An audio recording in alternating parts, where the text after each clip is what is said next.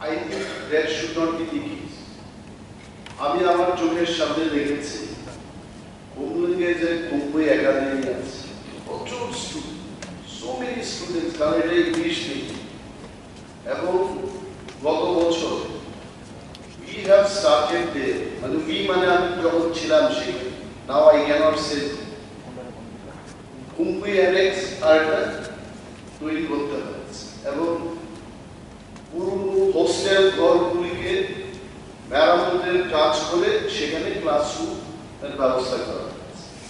আমার মনে হয় শিক্ষা দপ্তরের মাধ্যমে ছাত্রদের আনুপাতিক হার দেখে কোথায় কোথায় এই ধরনের স্কুল ঘরের দরকার, আর্থিক সংকটের মধ্যে হলেও স্কুল ঘরগুলোর ব্যবস্থা করা হচ্ছে। এই ব্যাপারে মাননীয় মুখ্যমন্ত্রী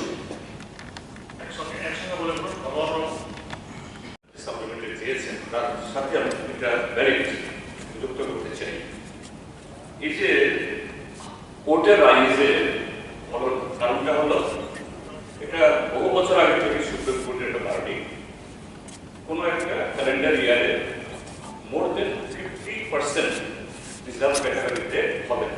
ঠিক আছে স্যার, এখন মাননীয় মুখ্যমন্ত্রীর উত্তরে যেটা পাওয়া গেল, এরা ভ্যাকান্সিস এবং যেটা রেফার্ড হলো রাইট টু ইনফরমেশনের এই সংখ্যাটা আরো বেশি। তাহলে এই যে কোর্ট যে কারণে ভেরি রিজনলি কোর্ট যে এটাকে স্ট্রাক করলো, এটা হওয়ার কথা না। যদি ডিপার্টমেন্টের তরফ থেকে সেরকমভাবে কেয়ারফুলি রিকুয়েশন দেওয়া হতো এবং পরীক্ষা নেওয়া হতো, মাননীয় মুখ্যমন্ত্রী এই হাউসকে আশ্বস্ত করবেন কিনা যে এই অর্থ বছর ঠিক আছে একদিন হয়।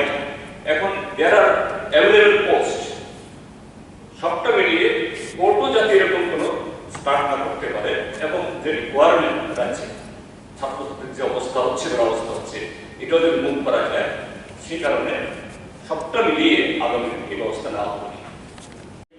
যারা আধিকারিকরা আছেন তাদের সাথে কথা বলেছি, আমাদের যারা লিগেলের যারা আমাদের যুক্ত আছেন তাদের সাথেও কথা বলেছি।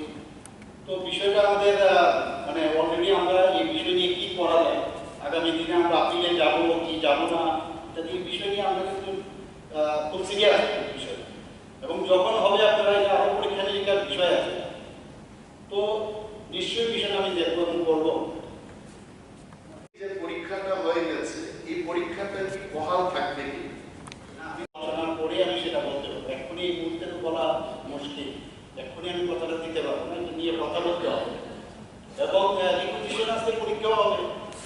আর তো বিষয়টা যেটা বলছেন সেই বিষয়টা আমি দেখবো। আমি বলছি একই ঘটনা হয়েছিল, পূর্ববর্তী নোটিফিকেশন যখন ক্যান্সেল হয়েছে, স্টুডেন্টস যারা পরীক্ষা দিয়েছে বা অ্যাপ্লিকেন্ট যারা পরীক্ষা দিয়েছে, ওই পরীক্ষাটা বহাল রেখে ফ্রেশ নোটিফিকেশনের মাধ্যমে তাদের চাকরি নেওয়া হয়েছে। So in this case also দ্যাটের ক্ষেত্রে এটা হয়েছে, এই ক্ষেত্রেও হবে কিনা, that's why I was asking. এটা বলছিলাম যে government has decided to prefer SLP before honorable supreme.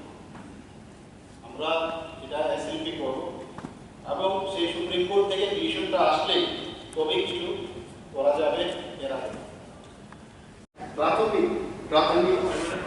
প্রাথমিক স্তর পর্যন্ত এটা is a very nice answer from honourable chief minister. কিন্তু আমি কিছুক্ষণ আগে বলেছি 300 students and 2 teachers। আমি বলছি যে কম্পোর্কের ব্যাপারটা এসছে এখানে। মাননীয় অধ্যক্ষ মহোদয়, কম্পোর্ক টিচার রিক্রুটমেন্ট সর্বশেষ হয়েছিল 2002 সালে। It means 21 years back. তারপরে কম্পোর্কের পুরো recruitment and after few years বাজেটে যেভাবে দেখানো হতো 2033 পর্যন্ত কে বা কারা কতজন রিটায়ারমেন্টে যাবে, and after that কম্পোর্ক করানো কোনো লোক থাকবে না। Government is doing another thing which is wrong in my opinion. PTG স্টোরে কম্পোর্ক টিচার নিয়োগ হচ্ছে, টেট 1 টেট 2 STGT দিয়ে কোনো কর্পোরেট টিচার কি করছেন।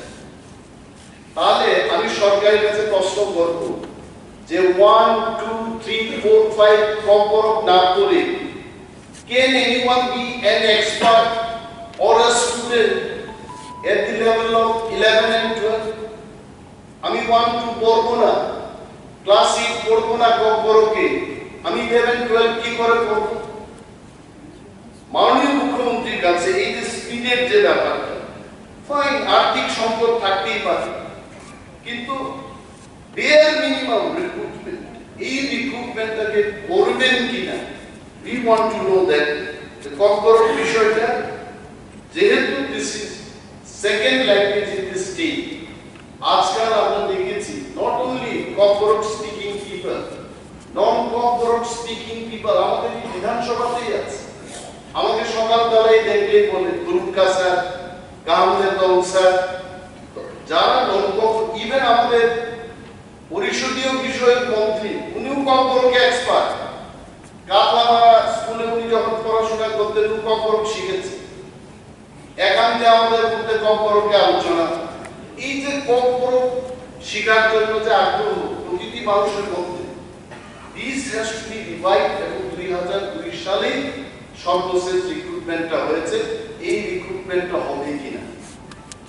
আমার কাছে একটা ডাটা কর্পোরেটে কতজন আছে না, বিদ্যালয় ভিত্তিক কর্পোরেট শিক্ষকের পরিসংখ্যান এরকম, একজন কর্পোরেট শিক্ষক আছেন সেই স্কুলের সংখ্যা 506, একজন।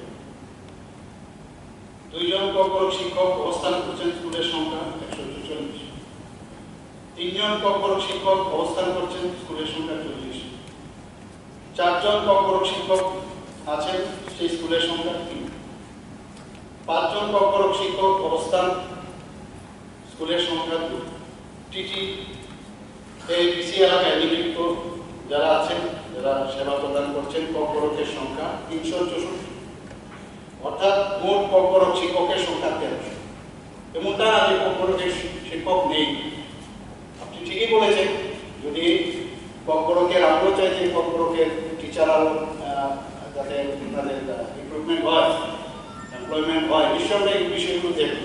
তো বললাম যে আবার যদি চলমানের কথাই বলি, আবার আপনি বলবেন আরেক কথা, তো আমরা নিশ্চয়ই এগুলো দেখবো। আমরা চাই না কোথাও এক চোখর নীতি, আমরা চাই সবার জন্য সবকা সাথ আমরা চাই। তো এখানে বিধানসভাতে এগুলো উঠাবে, নিশ্চয়ই উঠাবে। যেহেতু এগুলো আসছে আমাদের আধিকারিক এগুলো নোট ডাউন করছে, আমিও করছি, তো আমরা এগুলো দেখব।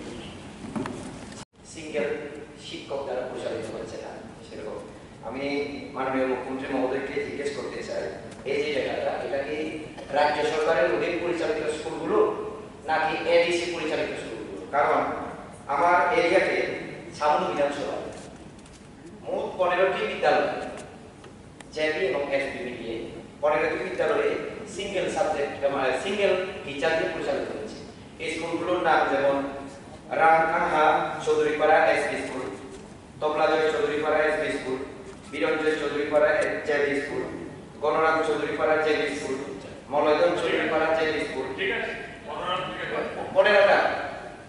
এটা একটু ক্লিয়ার করার জন্য মাননীয় মুখ্যমন্ত্রী। দ্বিতীয় কথা, এসে যে উত্তর পাবো না, আমার বক্তব্য ছিল রাজ্যে, তাহলে এডিসি শুদ্ধ, এই মুখ্যমন্ত্রীর কথা শুনে খুব খুশি হয়েছে। এখন ফেডারেশন যে আমার একজন ভাই, ছোট ভাইয়ের কথা শুনে তো একটা বিধানসভা, তাইলে আমি মাননীয় মুখ্যমন্ত্রী করবো, উনি তো ওনার ওভার বাড়ে অনেক দপ্তর, আমাদের আমি হোমওয়ার্ক করে আসা দরকার।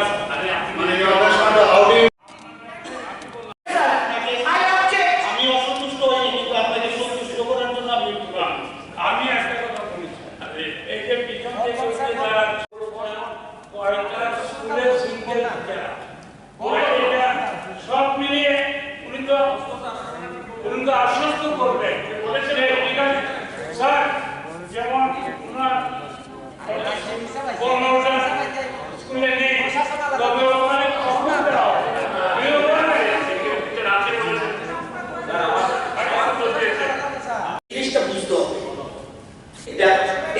কিন্তু শিক্ষার অধিকার আইনে এসব কিচ্ছু বলেনি, ওই আইন মোতাবেক চলছে। এক, 2 নম্বর, মাননীয় বড়বাবু বারবার বলছেন না এডিসি কোটে স্কুলে কত টিচার আছে উনি বলতে পারবেন শিক্ষামন্ত্রী মাননীয় মুখ্যমন্ত্রী? স্কোপ নেই কেন? আর আপনি বলছেন 2002 এর পরে কম্পারেটিভ টিচার, একটা হলো কম্পারেটিভ। আমরা কিছুদিন আগেও কোর্স ছিল 18 জন কম্পারেটিভ প্রফেসর, অ্যাসিস্ট্যান্ট প্রফেসর নিয়োগ করেছেন। শুনুন একটু, কম্পারেটিভ টিচার কিন্তু প্রাইমারিতে কম্পারেটিভ টিচার কিন্তু নিয়োগ হয় না। ইয়েস, যখন আপনার টেট শুরু হলো তখন আর কিন্তু কম্পারেটিভ বলে কোনো টিচার থাকবে না, ওরাই কম্পারেটিভ পড়াবে, এক্সপার্ট। আপনি কি টেটের নিয়মটা আমি করতে দেবো? টেটের সিস্টেম হলো কম্পারেটিভ জন্য প্রাইমারিতে কোনো টিচার নিয়োগ রাজ্য সরকার টেটের মাধ্যমে করে, এটা বুঝতে হবে। আর উপরের দিকে কম্পারেটিভ সাবজেক্ট টিচার বলছেন, যেটা বলছেন উনি শূন্য যেগুলি আছে ওগুলো subject teacher, primary subject teacher থাকে না। এই জিনিসটা আমাদের যদি সঠিকভাবে না জানি তাহলে মুশকিল হয়ে যাবে। কে টিচারই পড়ায়? সেই জন্য যারা কম্পারেটিভ ভাষী তারাই ওইগুলি পড়ায় এবং ভালো শুরু গুড নাম্বার টেটে আপনারা জানেন একজনও পার্টিনেটেড টিচার যারা কোয়ালিফাই করে সবাইকে চাকরি দেওয়া হচ্ছে এবং বেশিরভাগ ক্ষেত্রেই ওইসব তারা যারা কম্পারেটিভ ভাষী তারা পড়াচ্ছে 1 2 3 4 5। এটা জানার জন্য বলছি, মায়ের উপরে তো বাকিটা উত্তর, কিন্তু যেটা যারা উনি আপনি যেটা বলছেন এডিসি প্রশ্নে কতজন খালি আছে, উনি কি বলছেন এডিসি পরিচালিত, ওরা যখন টিচার নিয়োগ না করে আমাদের কাছে চাইলে রাজ্য সরকার সেখানে ডেভলিউশন ওনারা ঠিক করবে কোন স্কুলে কাকে দেবে, আমরা কেন দিব? আমরা কোনো এডিসির ব্যাপারে হস্তক্ষেপ করতে পারি না। আমরা শুধু বলে দিই এত হাজার টিচার তুমি নিয়ে যাও, তুমি সেখানে তোমার ডিস্ট্রিবিউট করো, এটাই সিস্টেম। আমি একটু সুবিধার জন্য বললাম। মাননীয় অধ্যক্ষ মহোদয়, মাননীয় অধ্যক্ষ মহোদয়, খুব ভালো আলোচনা, খুব ভালো আলোচনা, ভালো আলোচনা।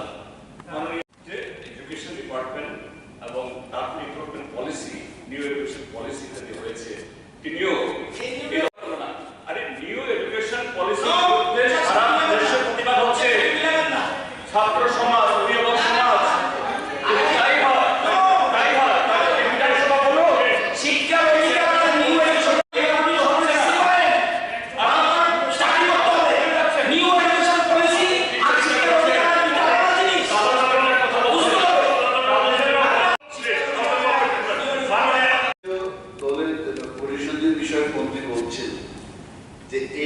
উত্তর এখানে না।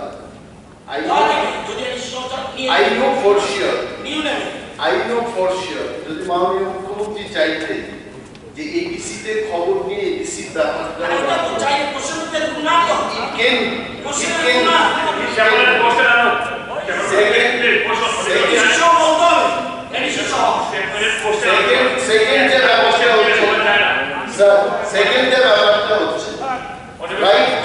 right to education is 30:1. 60 জন 2 জন মানে 30 জন একজন করে। Now I am asking him মানে 30 জনে একজন রাখতে হবে বলে আমি 30 মানে 5 জনের জন্য একজন টিচার করব না, এদের কি কোনো বাধা আছে? আরে যদি বাধা না থাকে পুরো স্কুল একজন নেই তো আমি যদি বাধা এই যে সমস্যাগুলো এটা দূর করতে হবে। আমি যদি নিয়োগ করতে পারবো আমি বলুন না সারা ভারতবর্ষে কোন রাজ্যে আছে কেউ অন্য জায়গায় আছে আমাদের পেন্ডিং নেই। এটা এই সরকার দাবি করতে পারে, এই সরকার দাবি করতে পারে যে একজন টিচার হয় পেন্ডিং নেই। এখন যে রেজাল্ট বেরিয়েছে এটা মাত্র কিছু রয়েছে ভারতবর্ষ খুঁজে দেখুন একটা স্টেটে বলুন যে নিয়োগ আপনার শিক্ষা আমরা টেট কোয়ালিফাইড পেন্ডিং করে রয়েছে, ওই রকমের অবস্থা তো দেখেছেন। ঠিক আছে